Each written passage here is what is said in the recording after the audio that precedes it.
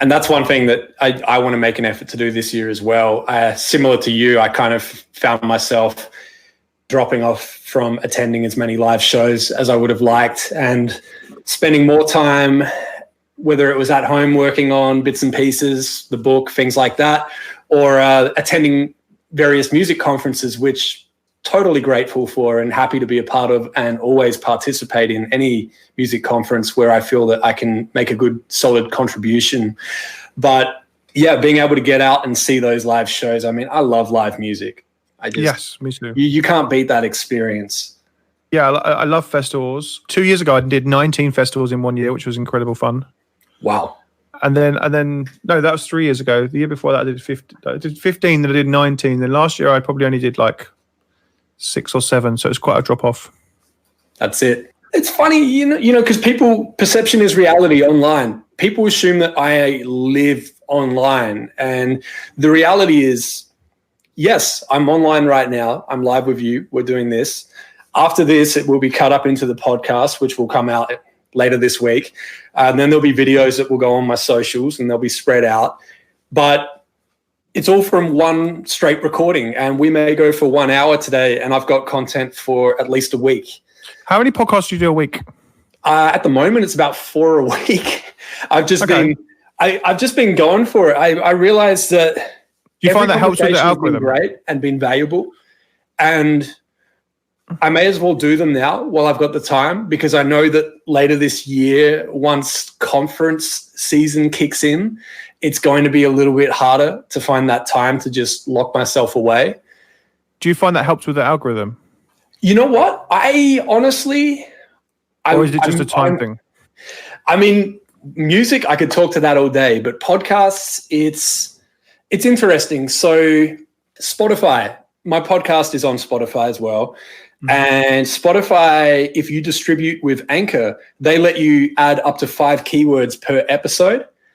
And what I found is if those keywords are similar to things that people are searching for, then you get a lot of hits on that podcast episode as well. So to give you an example, Simon Field is a very popular independent curator and artist as well, of course. And I had him on the podcast and I put it online. And of course, I included Simon Field as a keyword, Ibiza house playlist, which he curates. I put the playlist name in the keywords as well. And so people that were searching for his playlists were also finding the podcast episode where I speak with Simon and he talks about how to submit music to his playlist. That's cool. So we started to get a large number of hits on that. My biggest episode, as far as a really quick spike in listens, was well over a year ago, maybe longer. It was when Ministry of Sound removed all of their playlists from Spotify and made them exclusive to Apple Music. Hilariously and unintentionally, what happened was the title of that episode was Ministry of Sound Playlists Now Exclusive to Apple Music. And it just went, the listens went crazy because I guess everyone was looking for them. They were gone. And the only search result was my podcast episode telling everyone where they went. That's cool. And so I realized keywords must be important in podcasts as well. And I'm still new to the podcast game. I'm no podcast expert by any means. That's interesting. I didn't know you could do that on Anchor. I'm going to search that because I don't put tags with my podcast, so I need to work out how to do that. Yeah, definitely. And I mean, not just those keywords. Yes, you can add those keywords for Spotify, but having them in the description and having them in the title as well. I mean, your name on this episode of the podcast, it goes right up there in the title. So people that are searching for you, obviously they'll get the data transmission and they'll get your other podcasts and anything else that you've ever been on as well. The other thing with Spotify is you can do playlists of podcast episodes. Nice. So I've made a playlist where... Oh, yeah, you showed me this before. Exactly, I added the one that we did. So anytime there's a podcast episode, it doesn't matter whose podcast it is. If I hear an episode and I feel that information is valuable, then I'll drag it into that playlist. And then anyone that's following can go listen and hopefully discover some new podcasts and learn something new. That's great. Yeah, you can do that via the iOS, can't you? I haven't done it. I don't know if it's on the full desktop yet. Yeah, that's it. Graham, I've just put a question up on the screen from Dhruva, who always seems to be tuning in. And I know, amazing. Hi, Dhruva, I know we haven't spoken on the phone before, so if I am saying your name incorrectly, I do apologize. And please let me know. But Dhruva is tuned in from India and has a question for you. If you have any tips, Graham, on live online radio. Well, I listen to a lot of online radio. I really like the features of online radio, and I really like the engagement. I really like using, like, Twitter is great for obviously for radio. You hear all the really big radio, like the big Radio 1 shows. It's always like, tweet me to get involved. Tweet me to get involved with this. So trying to interact with your audience as much as possible, I think, is always the best thing. Whenever you're live, trying to interact with your audience is always the best thing, obviously, and that just applies to radio. Otherwise, radio, I'm not the best with radio. I like radio, and we have the station, but Sasha really is the person for me that runs the station for us and has the best tips for that. But yeah, for me, it's always about just interacting and finding ways to interact and like, obviously not just having a mixed show, just having a show you interact with your audience and finding ways to interact with your audience. But also the other thing is having interviews on your show, because then you're bringing other people's social audiences into your sphere, basically, and you will add to your numbers by bringing their audiences in. Yeah, couldn't agree more. The reason that radio would always capture people's attention is because of that live feeling to it, the interaction, the feeling that there's a person somewhere sitting in a studio right now talking to me. I mean, we could argue that it's not always live, but that's not the point. It feels that it is live, and you feel that you can interact. And like you said, Graham, when you have an interview, you are bringing that person's audience to your show as well, because they will be going there to listen to that interview, and then hopefully they will stick around. Yes. Have you ever experimented with a app or anything like Station Head, for example? No, what's that? Okay. I haven't played with it recently, but Station Head lets you download the app, you have a button where you can go live and you can talk at any time, and you can load in playlists and individual tracks from Spotify or Apple Music. Oh, that's cool. Yeah. So what happens is people log in with their own account. So Apple Music is obviously paid only. Spotify, log in with your premium. And then what happens is the songs are playing on the station, but it's actually counting as a stream for everyone that's tuned into that station. That's cool. So 500 people are tuned into your station at one time. That's 500 listens on that song. And then, of course, it's showing in their library, and they can go ahead and like that. They can follow the artist and things like that. And you can come in live at any time and talk and really bring people on as well. So there's a lot of apps out there that allow you to do this now. Literally just go live, host your own radio show, and do it when you want on your time. That's cool. I like that idea. Yeah. And that's cool. I think Dhruva actually posted another question. Radio versus streaming. Is radio still relevant? Yes. What are the future? If no, what is most? I definitely think radio is still, like, obviously we have a radio station. We have 150 shows doing either DJs or labels or promoters doing shows. Each one of those delivers their own show. I think it definitely still has a place. People still love radio. Obviously, radio for us in the UK, Radio 1 is huge. Beats Radio is huge. We have a whole lot of different channels that obviously, other radio stations in the UK that are good. I love it. I like it's the good thing about radio is you have the conversation, you have the interviews, you have features, you have, it's not just music. If you want to go on stream, Spotify, there you go, it's there. There's some great playlists. Data Transmission has a great playlist, and there are some other great playlists on there. But if you want the features and you want interviews, then it's always radio. But at the same time, it's the on-demand radio as well is now, as much as live is cool, also you've got on-demand stuff, which is essentially podcasts. That's what podcasts are, is on-demand radio shows. Perfect. Yeah, and you've done exactly that, of course. You're not new to that with the podcasts. You've had them exactly as you said. It's a mix of music, talking, interviews, and it is a radio show that people can listen to on their own time. And there's no reason why you can't do both as well. You can go live and then also convert it into a podcast after. live radio is still so powerful. Like, Yeah. if you look at the artists that people like Annie Mac break every day of the week, and Pete Tong have broken for years, Danny Howard, he's truly champions some amazing artists across electronic music now on Radio 1, and that's just the tiny little handful of people that are doing great shows across, for us, one of the biggest platforms in the world.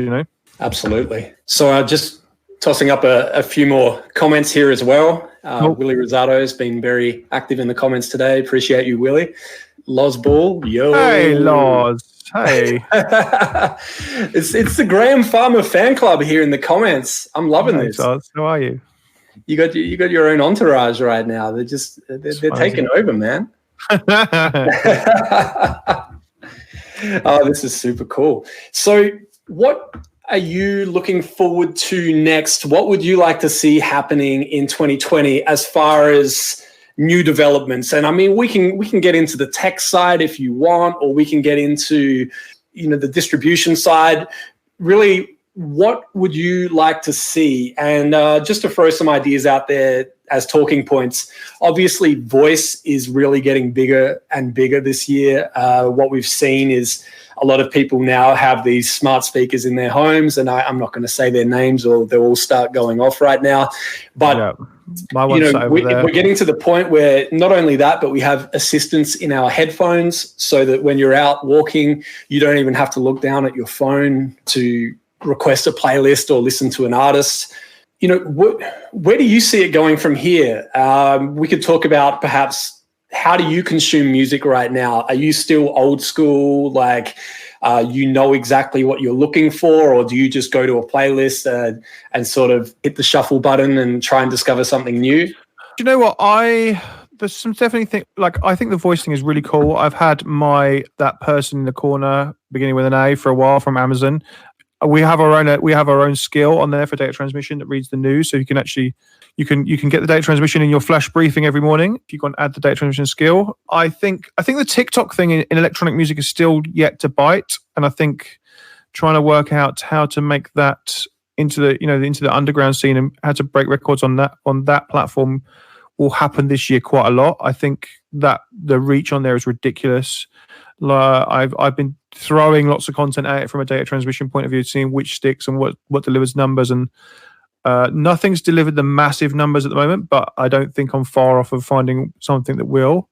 And I'm assuming that when the big labels realize that there's so much reach and there's so much that you can turn, you can release so much music on there and break so much music on there that they'll jump onto it with a heavy hand. I think the voice thing, probably is more next year, maybe, or towards the end of the year. I think that there needs to be more units sold. But yeah, I agree. We are like our radio comes through our speaker in the kitchen. Very cool. But like things like basic stuff like this constant artist fee rising. That's a major problem. It's affecting quite a lot of people, and it's affecting quite a lot of industry that people are that's going to have a breaking point at some point where artist fees can't keep continuously going up, and promoters continuously paying stupid fees where and they're not making any money to put shows on, and because the break even is just ridiculous. That's going to break soon, and there'll be a completely different method of booking artists or choosing which artists go to which clubs. Yeah, definitely. And when do you think that the fees actually started getting to these crazy levels? What do you think caused that to happen? They've just been continuously rising. I think people are booking artists on social numbers instead of ability, maybe. And I think obviously you can fake a lot of social numbers. You can push your social number. You can have social proof, which obviously is a big thing. I think people maybe on engagement is actually a better way to do it. I think, yeah, it's getting out of hand, and it's affecting quite a lot of the other parts of the industry, which is sad. Do you feel that maybe it's how some of these artists are also becoming influencers in a way, whether it's intentional or not? These artists that have hundreds of thousands of followers on Instagram, post hilarious videos, maybe have a little bit of music out, but are now traveling the world and charging these high fees because of the fact that people are banking on them telling their following, hey, you got to come help sell out this show. You got to buy tickets. You got to come along and support it. Do you think that they're sort of hoping to see a good ROI when they actually invest that money in that artist, that they will at least break even, if not ideally make a profit on that event? Yeah. I mean, that's obviously the whole point of promoting. You know, to make money and to put shows on and make money. But if they're not doing it, then a lot of people won't, and a lot of people won't book these bigger. Like a lot of the bigger artists won't get booked because it just won't be enough money in it. As far as being influencers, DJs have always been influencers. They've been influenced before the word influencer was a thing. You know, the stories of Frankie Knuckles when the Warehouse started, and he would play the records, and the next day everyone would be buying them in the record shop. That's him being an influencer, you know, and that's the whole. You know, that's how records have originally been sold, and you know will always be sold. You know. Yeah, that's it. And you know, the art of selling records is not dead by any means. You know, everyone's talking about streaming and you know, digital. Everyone said that digital downloads were going to kill physical sales, and then streaming was going to kill digital sales. But I'm still seeing people out there, and I'll admit I've done this as well. If I hear an album and I fall in love with that album, yeah, I'm streaming it all day. But I will go out and I will buy it on vinyl. I don't even have a record player in my house anymore. And I will just have it because I want to own that. I want to be able to say, I own that music. I own this. Right now it's a piece of art. When I get a record player again, I'm going to put it on. I'm going to listen. But right now that artist I've purchased it on vinyl and I've streamed it 100 times because I love it so much. I've streamed it 100 times in the last year. So I feel like physical isn't dead. I mean, as far as CDs, yes, they're probably not as popular anymore now, but there's still a lot of people out there that are happy to spend money if you have something that you can offer that is unique to that physical release as well. So vinyl is just friggin' cool as well in general. Yeah. I've just got my Technics back. I've had my Technics have been knackered for a while. The needles have been broken for a while, and I bought new needles just before Christmas. And one of the things I did over Christmas was play on my decks a lot and DJ a lot with my old vinyl, which is really good fun. And I agree. Like so many people are buying vinyl now. The vinyl sales are up. This last year I saw a report, which is amazing. So a lot of labels are vinyl only labels, which is great. And a lot of you can get a lot of music that's just nowhere else but vinyl, which is lovely. Yeah, and I've seen some pretty good ideas for. So I wish I could remember the name of this band, and I've mentioned this before as well. And if somebody hears this and can tell me who it was, I will gladly shout them out next time. But what they did was they had an album, or no, it was an EP. They had an EP, and they got some vinyl pressed, and they also had some CDs done as well, of course. And at their live show, they said, "Hey everyone, you know, our new album is out, but we've got a copy of it over here on vinyl that has a track on it that's exclusive. The only way you can hear that track right now is on the vinyl." And they sold out immediately that night of every single copy. Obviously, a few weeks later, that song went up on streaming, but nobody was mad because they had it first. They had something that was exclusive and they had a reason to buy it, and they were happy to part with their money, and nobody had any regrets about it. So I feel like there still are some massive opportunities for physical, but you need to give people a reason to go and make. Yeah, you got to have the right product. You've got to have the right brand. You've got to have the right, you know, just right fan base. That's you know you've got to really build your fan base and build real fans that really love what you're doing. You know. Yeah, that's it. And less about massive numbers and more about real engaged fans that just love everything you're doing. Yeah, and can't say this enough, and I'm so glad you brought that up because it's so true. You could have 1 million followers, but would any of them buy a ticket to your show? Would any of them ever wear your merch? Would any of them ever even tell anyone else about you? Do you know where they are? And I always say, you can ask. If you go on social media and go, "Where are you from?" You'd be surprised how many people will comment. If they're a fan, they'll comment. They want to be loud. They want to be heard. They want you to know where they are. Just go online and ask. Just say, "Hey, where are you based?" Interacting with your fan base and your audience is the best thing ever. Yeah. And where do you feel that most of the artists you work with, where do you feel most of them spend their time as far as social media? Is there any one place, or do you encourage them to sort of stay active on Instagram, Twitter, Facebook, everywhere that they can? Yeah, I just try and do one right, and then have fingers in other ones. Whether it's Twitter, that's your favorite. B, just get that one right. Whether it's Instagram, get that one right. I was saying to someone today that make sure you put music on Instagram. There's some great apps to just converting Beatport links to videos and create music on Instagram. I think, if you think about how people like Bicep became huge, they created a blog and they made this amazing blog with amazing music, and then people wanted to see them DJ and perform because they had this amazing blog and they were amazing DJs, and people wanted to hear more of their music. And you can do that on Instagram these days. You curate music on a daily basis. One of my artists, he literally does a track of the day, and that's all his pages, a track of the day. And his fan base has grown so much over the last 4 months. He was on a tiny amount, and now it's growing nicely, And all he's doing is curating one track every day that he likes, one track that people might not have heard. That's awesome. And most importantly, that's unique. I mean, they're doing that, and they're staying consistent with it, and people have come to rely on it and know that once per day, each day, there will be a new track. I may not like every track, but it's not that hard to listen to 7 tracks per week. Yeah, exactly. Yeah, I really like that. One thing I would like to see more of is artists not just posting their own music all the time, but posting other artists' music. Yeah, exactly. Yeah.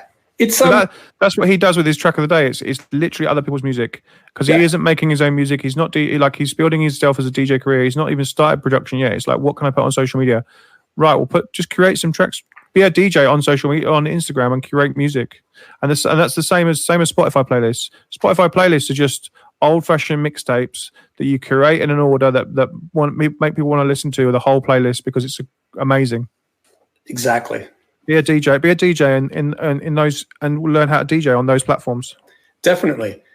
It's the same with radio. It's the same with playlists. It's the same with DJ sets. There's a structure. There's an order to it.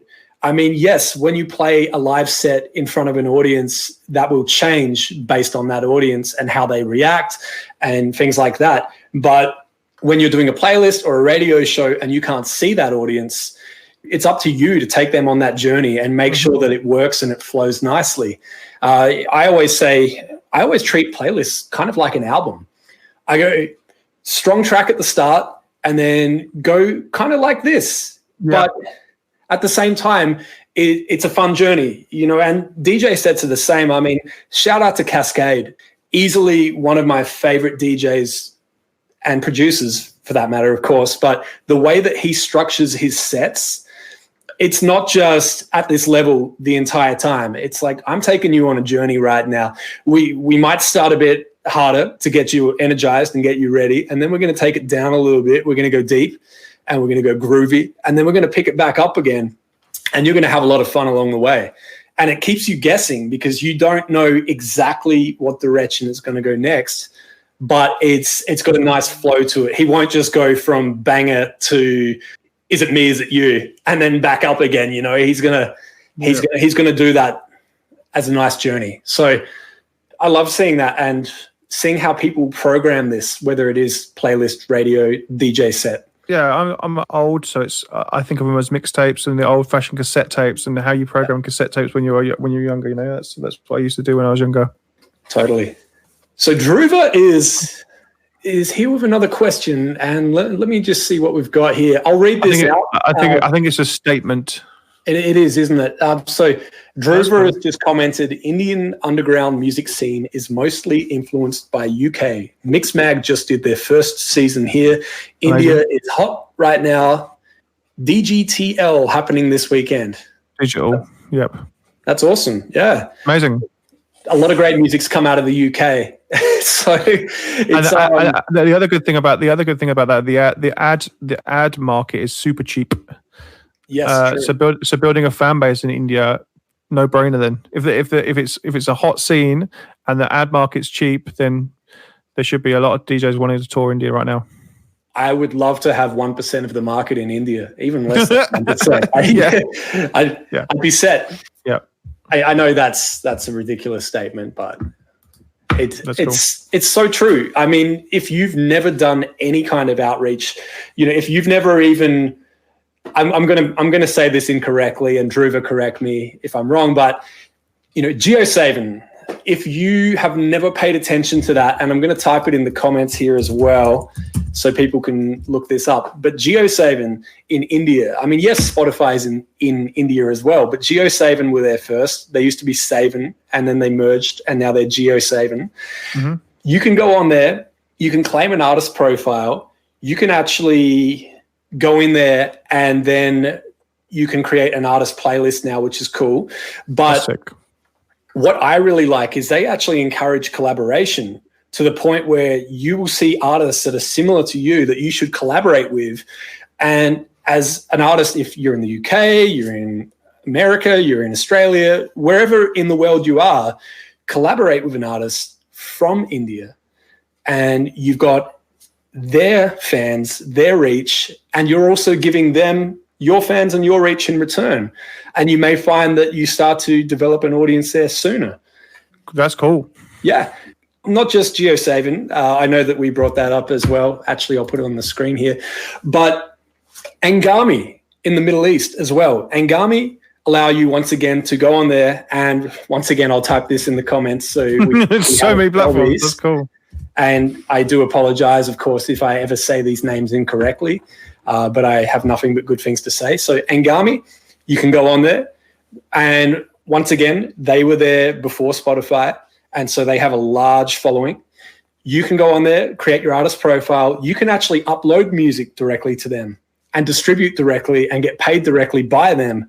What I like about Grahame is that when you upload your music directly to them, you can pick which playlist you feel it would be best suited for. So you actually help them by selecting the right playlist. Obviously, it doesn't guarantee the song will be placed on an editorial playlist, but at least you've said, this song is a chill out, acoustic track, and it would be best suited on this playlist. And then if they listen to it and they agree, you may end up on that playlist, but it's one step closer to securing that editorial placement. So I would say go on there as well and check them out. It's just because you haven't heard of them doesn't mean that they aren't massive. There's so many of these platforms out there. I mean, everyone talks about Spotify and Apple Music, but outside of that, there's Deezer, who started in France and they're in the US now. I don't know. Are Deezer in the UK? Yep. We're on Deezer, and they've got big fan bases. Again, googling where they are available is useful for running ads for sure. Yeah, absolutely. And I mean, we haven't even mentioned Amazon Music, who are just... They're bubbling under the surface a little bit, I think. I did a podcast on this. I feel that any day that they could click their fingers and go, we are becoming huge now, because they have the budget for sure, Yep. And look, I don't have any inside knowledge. I don't have access to any information, but let's just say I have a blog post drafted, ready to publish, called Amazon Music for Artists. Nice. So I am ready to hit that button when, if maybe something happens. Let's just say that. And Deezer, I will say there are some rumors, and I hope these are true, that they have some artist tools coming this year as well. Yeah, there already is. This will be the year for artist tools. There already is for Deezer. I've got some. You do? Yeah, and podcast tools for a Deezer as well. They're not that great, but there are some. Okay. Do you have a URL that we could post up or anything like that? Yes. I think I just Googled. Hang on a second. Okay. I think if you just Google artist Deezer, it comes up with some stuff. Awesome. Well, what we'll do is... There's definitely a label. Yeah. Are you an artist or label? There's definitely a labels and artists. Yeah, there definitely is. I think I Googled it and I think I found it. But there is a definitely artist for Deezer.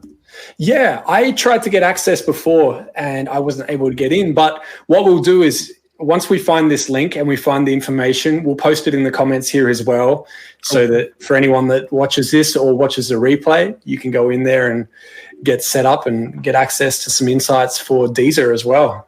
That's awesome. There's definitely for podcasting as well, because I get an email every week for my Deezer podcast. Awesome. That's really cool. So, that's a good opportunity to shout out your podcast. Let's tell people where they can get more of you, more of your information, more of all of this goodness, where they can find you. Firstly, let's say, where can people follow your podcast and what should they look out for? Podcast is called the Boost Podcast. It's on every platform. It's on Anchor. It's on iTunes, Apple Music, Spotify. If you go to my Instagram at Grahame Farmer, there's a link on my link tree to all my podcasts. YouTube, go to Data Transmission TV, generally just datatransmission.co for the website. There's an artist development group on Facebook called the Boost DJs. So just search Boost DJs, you'll see it. And my Facebook is at Grahame Farmer. But then obviously Data Transmission is just at Data Transmission on every channel. Awesome. Very cool. And, obviously your fan club that's been here online watching this and in the comments as well. Hi guys. Already across that. So if you're following Grahame in one place, make sure you follow him in the rest as well, because you put out different content on different channels as well. It's not like it's the same thing everywhere. No, yeah, always trying to mix it up and put different stuff on different places. The right stuff on the right places, smaller stuff on smaller platforms and longer stuff on places like YouTube. And we had a lot of fun on your podcast as well. I really enjoyed being part of that. Thank you. I remember the recording, we went overtime. We just couldn't stop, kind of like fun. Today. That was fun. Cool, man. Awesome. Well, Grahame, thank you so much. I know your time is very valuable and I appreciate you. I appreciate what you do for all of these artists and just sharing all that information and putting it out. I do hope that the rest of the year is good to you. Thank you. I wish you happiness and stay healthy and happy, and the rest of it will stay healthy and happy, and the rest of it will kind of flow nicely along the way. Absolutely. Grahame, thank you so much. To everyone that's tuned in, thank you for your comments. Thanks for joining us. We'll see you next time. Cheers, mate. Bye-bye.